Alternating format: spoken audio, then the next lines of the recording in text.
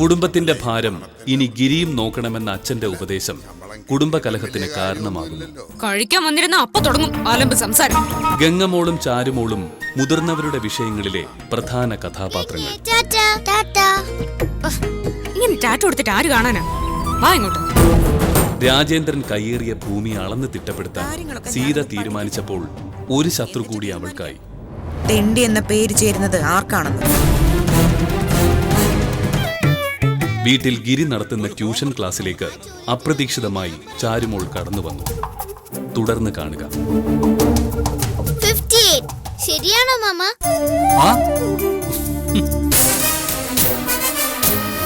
ഉത്തരം ശരിയാണെങ്കിലും നീ ആള് ശരിയല്ല. അവള് വന്നിരിക്കുന്നു ചുളുവിന് പഠിക്കാനായിട്ട്. പലപ്പോഴും ഞാൻ ശ്രദ്ധിച്ചിട്ടുണ്ട് പുറത്തുനിന്ന് നീ എല്ലാം കേട്ട് പഠിക്കുന്നത്. പിന്നെ ഉള്ളത് ആന ചെവിയാണല്ലോ, എവിടെ നിന്നാലും പിടിച്ചെടുത്തോളും. ദേ, ഇനി ഈ പരിസരത്ത് കണ്ടുപോകരുത്. അതിനിവര് 3ാം ക്ലാസ്സിലല്ലേ മാമി? ഞാൻ 2ാം ക്ലാസ്സിലും ആണല്ലോ. അപ്പൊ 3ാം ക്ലാസ്സിലെ പാഠം നീ ഇപ്പോഴേ പഠിക്കണ്ട. അതല്ല, ക്ലാസ്സിൽ വന്നിരിക്കുകയാണെങ്കിൽ നിന്റെ സീതമ്മയുടെ ഫീസും കൊണ്ടുവരാൻ പറ. ഓസിനെ പഠിച്ചിട്ട് അവള് മിടിക്കാവാൻ നോക്കുക. അയ്യോ, ഞാൻ ഗംഗയെ വിളിക്കാൻ വന്നതാ. അവളിവിടെ ഇരുന്ന് 4 ലക്ഷം പഠിക്കുന്നില്ല, ഇവൾക്ക് അസൂയ. നോക്കി നിൽക്കാതെ പോടി. ഗംഗ മോള് വരുന്നില്ല.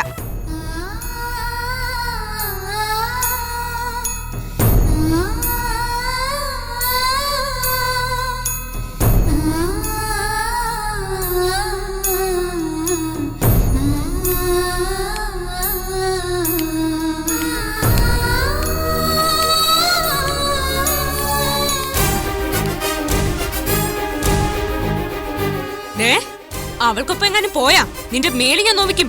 പറഞ്ഞില്ലെന്ന് വേണ്ട.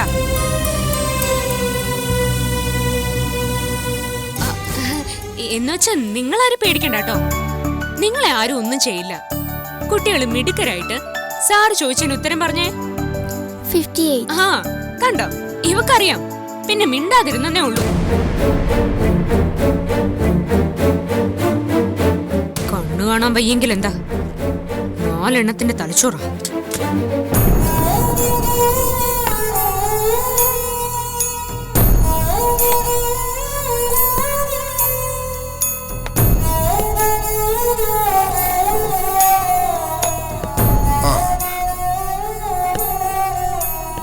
സൂക്ഷിച്ച്.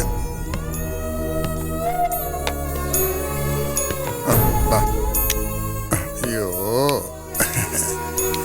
എന്തിനാ മോളെ അങ്ങോട്ട് പോയി വഴക്ക് കേട്ടത്? അയ്യോ, ഞാൻ പഠിക്കാനൊന്നും പോയതല്ല. ഗംഗ ചെറിയ ക്ലാസ്സിലാണല്ലോ. അപ്പ അവൾക്ക് എന്തെങ്കിലും പറഞ്ഞു കൊടുക്കാൻ പോയതാ.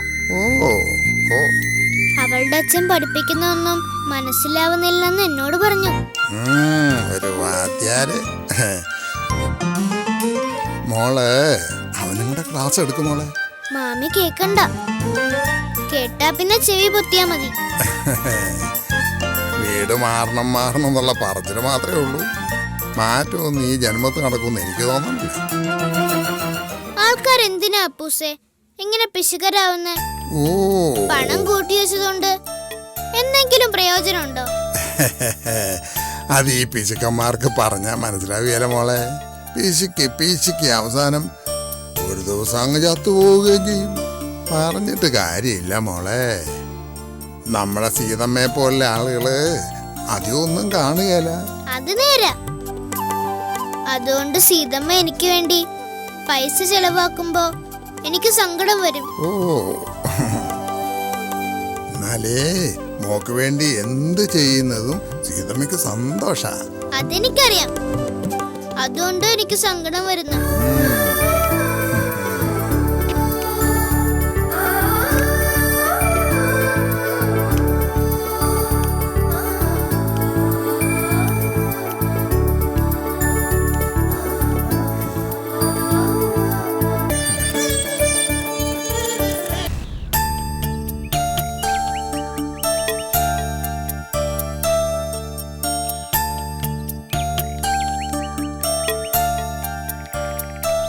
അതെ, ഒന്ന് നിന്നേ.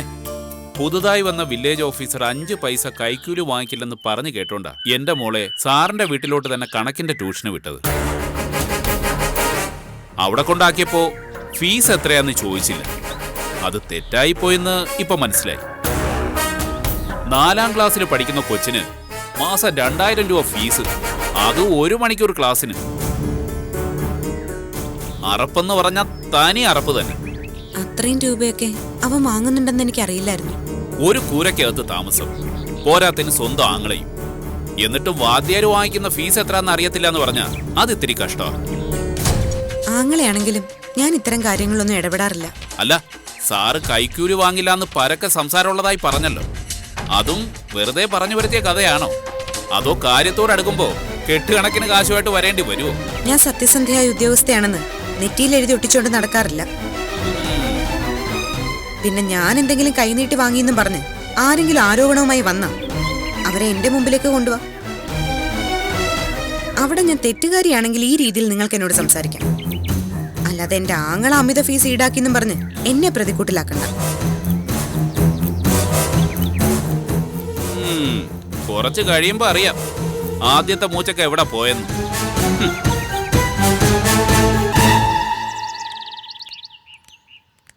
ഇന്നത്തെ ക്ലാസ് ഒക്കെ കഴിഞ്ഞോ? കഴിഞ്ഞു. നന്നായിട്ടൊക്കെ പഠിപ്പിക്കുന്നുണ്ടോ? എന്നാ ചെന്നു.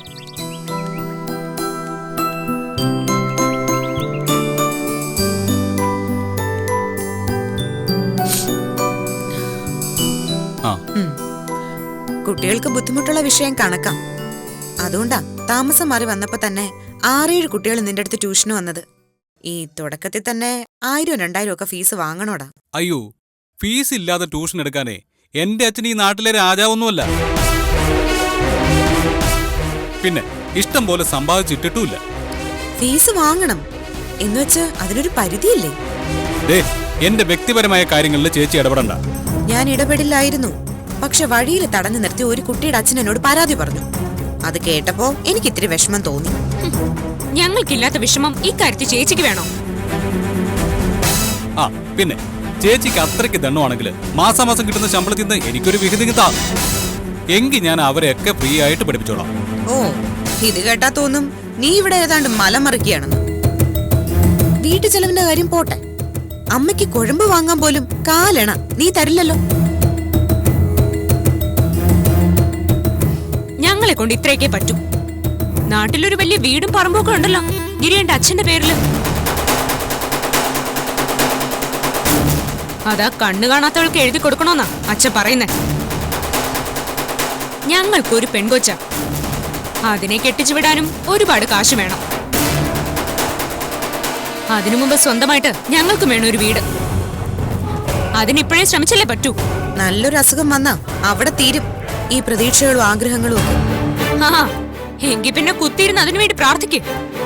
സ്വന്തം നിലനിൽപ്പിന് വേണ്ടി അത്യാഗ്രഹം ഒരുപാട് കാണിക്കുമ്പോ ഒരു കാര്യം ഓർത്താൻ നല്ലതാ.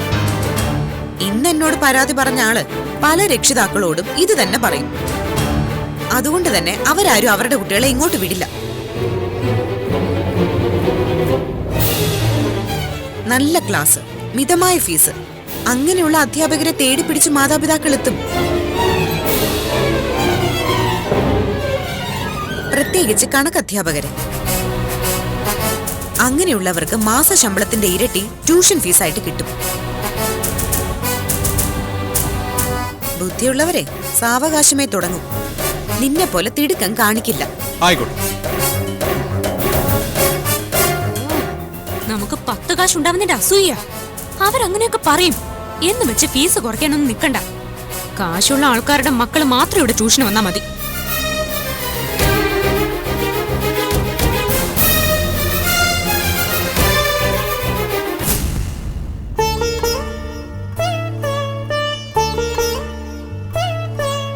ശ്രീയേട്ടനെ ഞാൻ ഇന്നും വിളിച്ചു. എന്നോടുള്ള പിണക്കം അങ്ങനെ തന്നെ നിലനിൽക്കുകയാണ്.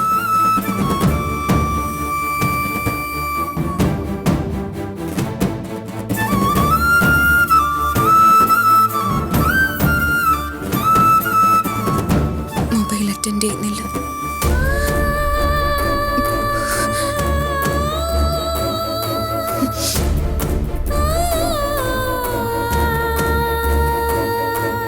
തിരിച്ചു വിളിച്ചതുമില്ല.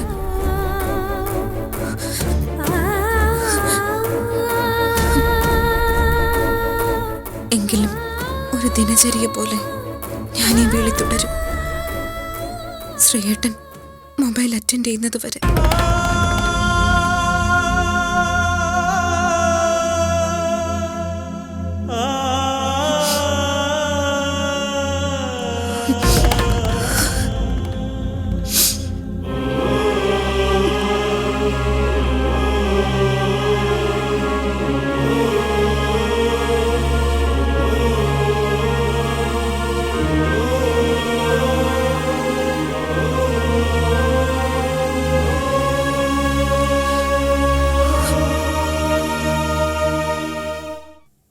അല്ല, ശ്രീരാമനെ വിളിച്ചു എടുത്തില്ല എന്നൊക്കെയാണോ എഴുതുന്നത്?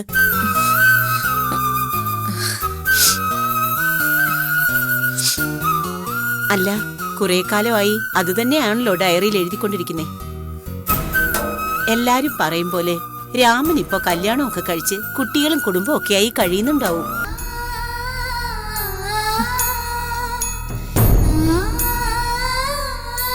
അങ്ങനെ പറയുന്നവരാണ് അധികം. അതുകൊണ്ട് നാട്ടിൽ നിന്ന് ഇവിടെ വന്നപ്പോൾ ആശ്വാസമായിരുന്നു. അങ്ങനെയുള്ള സംസാരങ്ങളൊന്നും ഇനി കേൾക്കേണ്ടി വരില്ലല്ലോ എന്ന ആശ്വാസം. മറ്റുള്ളവർ പറയുന്നത് കേൾക്കുമ്പോൾ ഇത്രയും ദണ്ണം. ആ നിലയ്ക്ക് അത്തരം കാഴ്ചകൾ കാണേണ്ടി വന്നാലോ? അങ്ങനെ വരില്ല എന്ന് എനിക്ക് ഉറപ്പുണ്ട്. മോളെ, എത്ര നല്ലവനാണെന്ന് പറഞ്ഞാലും ഈ ആണുങ്ങളെ അത്രയ്ക്ക് അങ്ങോട്ട് വിശ്വസിക്കണ്ട.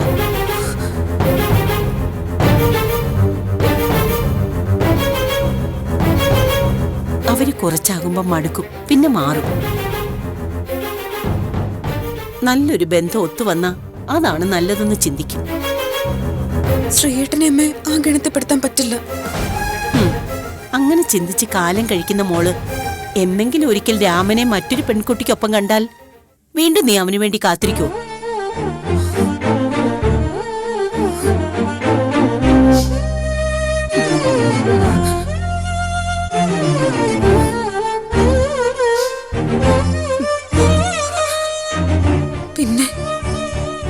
പിന്നെ കാത്തിരിപ്പില്ല. ചാരുമോളുമായി ഞാനങ്ങ് ജീവിക്കും. എന്നാലും മറ്റൊരു കല്യാണം കഴിക്കില്ല. ശ്രീയേട്ടന് വേണമെങ്കിൽ അതാവാം, എങ്കിലും എനിക്ക് പറ്റില്ല. ശ്രീയേട്ടനെ ഭർത്താവായി സങ്കല്പിച്ച് മരണം വരെ ഞാൻ അങ്ങനെ തന്നെ ജീവിക്കും.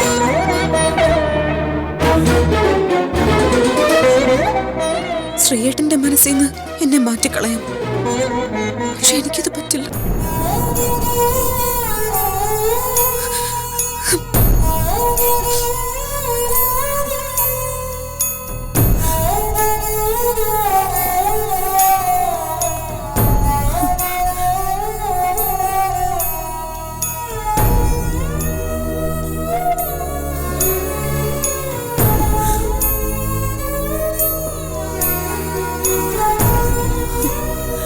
എന്റെ ഭഗവാനെ,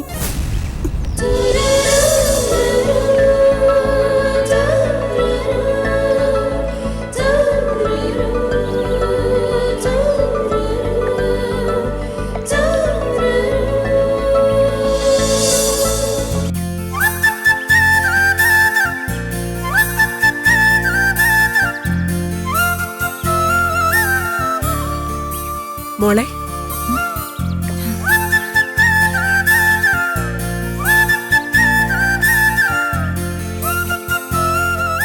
രാമനെ കണ്ട ശേഷം നല്ല മാറ്റമുണ്ട് മോൾക്ക്.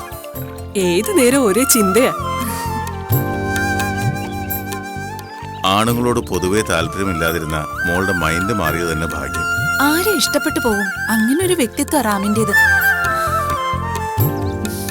ഇന്നും ഇന്നലെയും തുടങ്ങിയതല്ല ശ്രീറാമിനോടുള്ള എന്റെ ഇഷ്ടം. അതിന് നല്ല പഴക്കമുണ്ട്. ഇതുവരെ നിന്റെ മനസ്സെന്താണെന്ന് റാം അറിഞ്ഞില്ലേ? നേരിട്ടൊന്നും പറഞ്ഞില്ലെങ്കിലും സൂചനകൾ പലതും നൽകിയിട്ടുണ്ട്. എന്നിട്ടും അതിനും മറുപടിയൊന്നും ഉണ്ടായിട്ടില്ല. എങ്കിലും ഞാൻ വിശ്വസിക്കുന്നു റാമിന്റെ ഉള്ളിലും ചെറിയൊരു സ്പാർക്ക് ഉണ്ടെന്ന്. പ്രണയിച്ച് നടക്കുന്നവർക്ക് ഒരു സുഖമൊക്കെ ഉണ്ട്.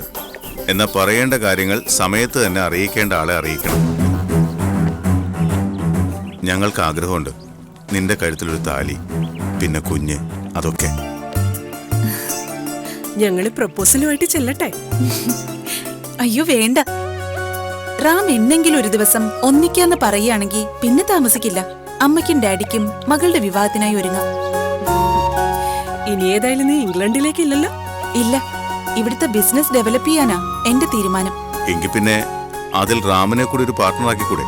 അങ്ങനെ റാം വരികയാണെങ്കിൽ 100 വട്ടം എനിക്ക് സമ്മതം. റാമിന് നിന്നെ ഇഷ്ടമാണെന്ന് നീ സങ്കല്പിക്കുന്നു. എന്നാൽ അതിന് വിപരീതമായി റാമിന് നിന്നെ ഭാര്യയാക്കാൻ താല്പര്യമില്ലെങ്കിലും എന്താ, അങ്ങനെ ഒന്നും സംഭവിച്ചുകൂടെ? സംഭവിക്കാം. പക്ഷേ അങ്ങനെ ഒരു ടെൻഷൻ ഉണ്ടാകരുതെന്നാ എന്റെ പ്രാർത്ഥന.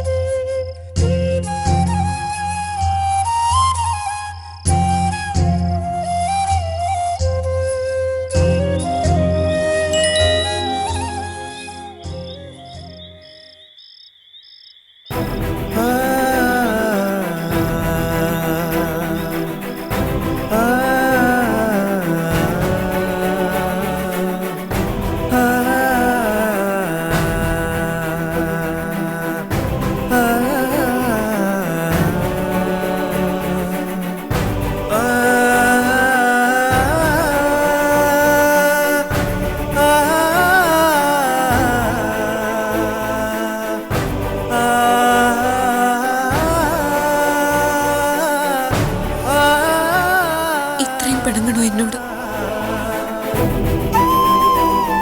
എത്ര നാൾ ഞാൻ ഈ കാത്തിരിപ്പ് തുടരണം?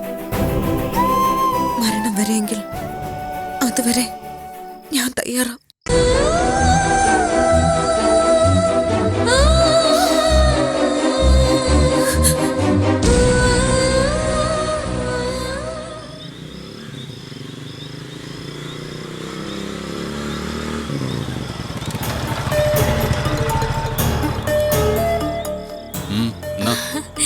ചിക്കൻ ഫ്രൈ ആണോ ഗിരിയേട്ടാ?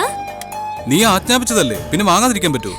ഭഗവാനെ, ഇന്ന് മഴ പെയ്യും. 10-300 രൂപയായി. മകൾക്ക് ഇത്തിരി ചിക്കൻ വാങ്ങിയതിനും കണക്ക് വേണോ? മോള് വളർന്നു വരിക, അതിനനുസരിച്ച് ഭക്ഷണമൊക്കെ നിയന്ത്രിച്ചാ കൊള്ളാം. നിയന്ത്രിച്ചല്ലോ. രണ്ടാമതൊരു കുട്ടി വേണ്ടാന്ന് വെച്ചില്ലേ? ആകെയുള്ളൊരു കുഞ്ഞിന് ഇഷ്ടമുള്ളതൊക്കെ വാങ്ങിക്കൊടുക്കാൻ കഴിഞ്ഞില്ലെങ്കിൽ അവളെന്തിനാ പിന്നെ നിങ്ങൾ അച്ഛന്ന് വിളിക്കുന്നത്? എത്ര എത്ര നല്ല കല്യാണാലോചനകൾ വന്നതാ, എന്നിട്ട് ഇഷ്ടപ്പെട്ടതോ ഈ കോന്തനെ. അതുകൊണ്ടാ നിന്റെ വീടിന് ബാധ്യതയായ നിനക്കൊരു ജീവിതം കിട്ടിയത്. നല്ല പയ്യന്മാര് വന്നിരുന്നെങ്കിലേ നന്നായിട്ട് എണ്ണി കൊടുക്കേണ്ടി വന്നാനെ. ഇത് എനിക്ക് ഏതാണ്ടൊക്കെ തരാന്ന് പറഞ്ഞ് പറ്റിച്ചില്ലേ നീ നിന്റെ ഏട്ടനും കൂടെ? ഈ നാണം കെട്ട സംസാരം നിർത്തണം. ഞാനൊന്നും പറഞ്ഞതല്ലോ, നീ ഏട്ടൻ എന്നെ കൊണ്ട് പറയിപ്പിച്ചതല്ലേ ഇതൊക്കെ? എന്തൊക്കെ പറഞ്ഞാലും സീത എന്ന് പറയുന്ന ഒരുത്തിക്ക് ജോലി ഉള്ളതുകൊണ്ട് എന്തൊക്കെയോ കഴിച്ചു പോകുന്നു. അല്ലെങ്കിൽ പുളിവെള്ളവും കഞ്ഞിയായിരുന്നേനെ എന്നും. എന്നിട്ട് നീ സീതച്ചി അംഗീകരിക്കുന്നുണ്ടോ ഇവിടെ? ഇപ്പോഴേ 3 കൊമ്പ, പിന്നെ അംഗീകരിക്കാൻ കൂടി ചെയ്താലോ? കഷ്ടം.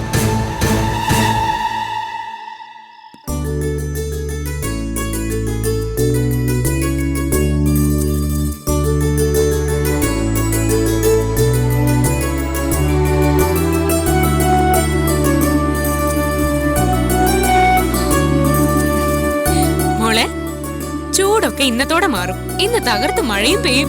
ദേ അച്ഛൻ പൊറോട്ടയും ചിക്കൻ ഫ്രൈയാ കൊണ്ടുവന്നിരിക്കുന്നത്. ഹായ്. ദേ അവളുണ്ടല്ലോ ആ മാറണം. അവള് കാണാതെ കഴിച്ചോ. കൊതി കിട്ടിയാലേ കൊച്ചിന്റെ വയറ് കേടാവും. ചാരി ചേച്ചിക്കും കൊടുത്തോട്ടെ. ചാരു ചേച്ചി കൊടുക്കുന്നു. മലയാളം പറഞ്ഞ നിനക്ക് മനസ്സിലാവത്തില്ലോടി. ഒറ്റയ്ക്ക് ഇവിടെ ഇരുന്ന് കഴിച്ചോണം. എടി കൊടുക്കുന്നെങ്കിൽ ഇത്തിരി കൊടുത്തോട്ടെ. വേണ്ട. ആണ്ടിലും സംക്രാന്തിക്കോ എന്തെങ്കിലുമൊക്കെ കൊച്ചിന് വാങ്ങിച്ചു കൊടുക്കുന്നേ. അതിന് അവക്കൂടെ കൊടുക്കാൻ. ആ ചിക്കൻ ഫ്രൈ ഹാഫിന് 225 രൂപ. ആ പൊറോട്ട 4 എണ്ണം 40 രൂപ. നാണോ ഇല്ലല്ലോ ഇങ്ങനെ കുറിച്ചിടാൻ. സ്വന്തം മോക്ക് വാങ്ങിച്ചു കൊടുത്തേനും കണക്ക്. അതെ എല്ലാത്തിനും കണക്ക് വേണം. മാസാമാസം എത്ര ചെലവ് വരുന്നുണ്ടെന്ന് ഇടയ്ക്കിടയ്ക്ക് ദേ ഇതിലോട്ട് ഇങ്ങനെ ഒന്ന് മറിച്ച് നോക്കിയാൽ മതി. ആ അപ്പം നിനക്ക് എന്നോട് ചെറുതായിട്ടൊരു ബഹുമാനം തോന്നും. കേൾക്ക് പറയാൻ പറ്റത്തില്ല, എങ്കിലും നിങ്ങളോട് പറയാലോ. വില്ലേജ് ഓഫീസർ ഉള്ളതുകൊണ്ടാ നിങ്ങളൊന്നും അറിയാത്ത. ഓ വീട്ടുവാടക, കറണ്ട്, പാല്, പത്രം, ചപ്പ് ചവറെല്ലാം അവരല്ലേ കൊടുക്കുന്നേ. പിന്നെ നിങ്ങൾക്ക് എന്താ ചെലവ്? അപ്പോ നിനക്കിതെല്ലാം അറിയായിരുന്നു. എന്നിട്ട് ഏത് നേരവും സീതേച്ചി നീ എന്തിനാ കടന്ന് വിമർശിക്കുന്നേ? അങ്ങനെ ചെയ്തില്ലെങ്കിലേ അവര് നിരങ്ങും തലേ കയറിയിരുന്നു. ഓ അങ്ങനെ. പിന്നെ നിങ്ങൾ പിശുക്കി പിശുക്കി വെക്കുന്നുണ്ട്. ഇത്തിരി പറമ്പും വീടും ഒക്കെ സ്വന്തമാക്കാന്നാ ആ വിചാരം. എന്നാ പിന്നെ നീ എല്ലാം കൂടെ ഒരുമിച്ച് പറയരുത്. ഞാൻ ഒന്ന് കുളിച്ചിട്ട് വേഗം വരാം.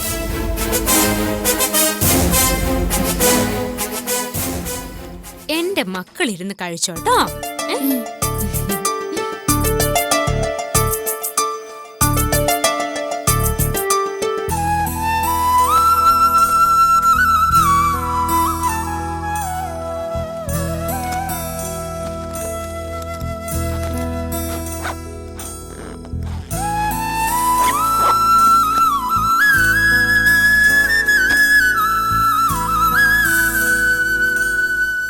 വീട്ടിനകത്ത് പൊരിച്ച കോഴി കയറിയിട്ടുണ്ടല്ലോ. നല്ല മണം അടിക്കുന്നു.